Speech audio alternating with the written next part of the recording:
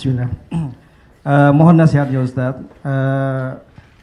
Bagaimana jika seorang ikhwah menjadi seorang tenaga pengajar ataupun dosen yang mengajarkan ilmu filsafat atau mata kuliah filsafat ilmu kepada mahasiswanya, walaupun sejatinya mata kuliah tersebut, filsafat ilmu yang dimaksud tersebut tidak bersinggungan langsung dengan ilmu tauhid ataupun ilmu agama.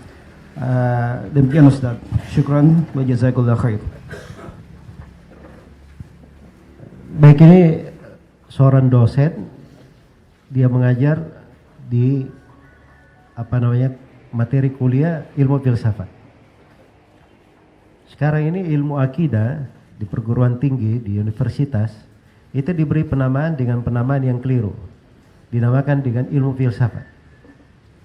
Yang mereka inginkan adalah pembahasan akidah. Ya, pembahasan akidah.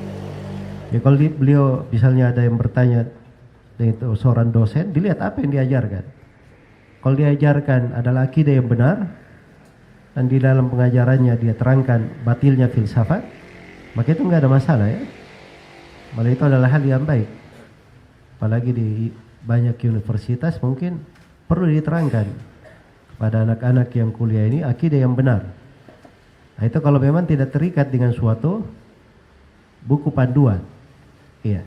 Tapi kalau dia terikat harus mengajarkan buku filsafat, harus mengajarkan ketentuan-ketentuan dari filsafat, maka ini adalah hal yang tidak diperbolehkan. Iya.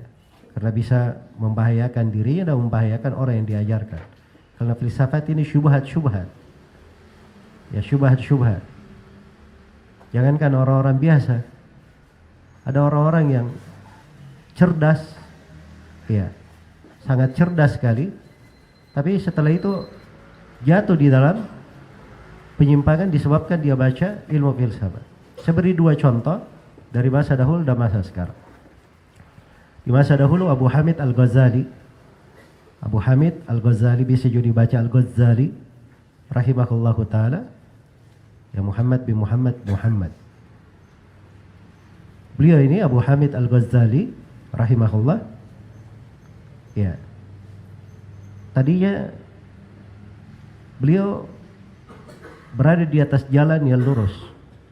Tapi setelah beliau membaca ilmu filsafat, akhirnya masuk di dalamnya. Ya. Tapi Allah memberi rahmatnya kepada beliau. Abu Hamid Al-Ghazali bertobat di akhir hayatnya. Beliau bertobat di akhir hayatnya. Iya. Terkait dengan masalah mempelajari ilmu filsafat ini. Dan contoh yang kedua, ada orang belakangan, ya, namanya Abdullahi Al-Qasimi. Ya, Abdullahi Al-Qasimi. Jadi beliau ini tadinya dia membantah orang-orang Syiah, ya, dan Wathaniyah itu dengan buku bantahan yang luar biasa. Bantahannya kuat sekali.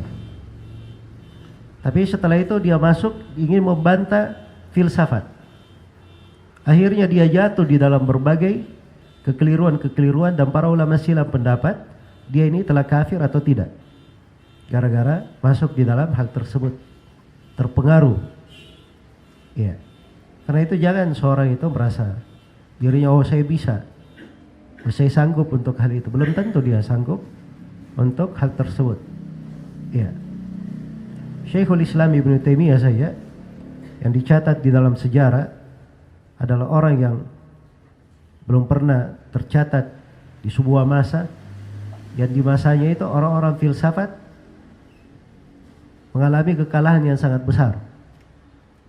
Seperti kekalahan di masa Ibnu Taimiyah. Bagaimana Syekhul Islam Ibnu Taimiyah kadang satu masalah pembahasan filsafat beliau bantah dari puluhan sisi, beliau bantah.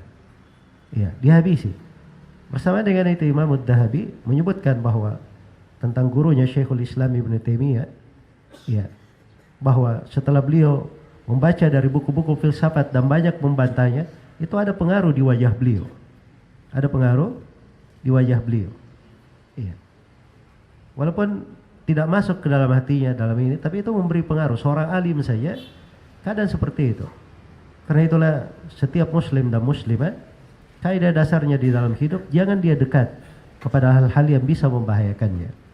Dia mencari keselamatannya. Apa yang dengannya dia bisa menghadap kepada Allah Subhanahu wa taala dalam keadaan dia diringankan. Ya wallahu taala alam. Baik, silakan penanya berikutnya.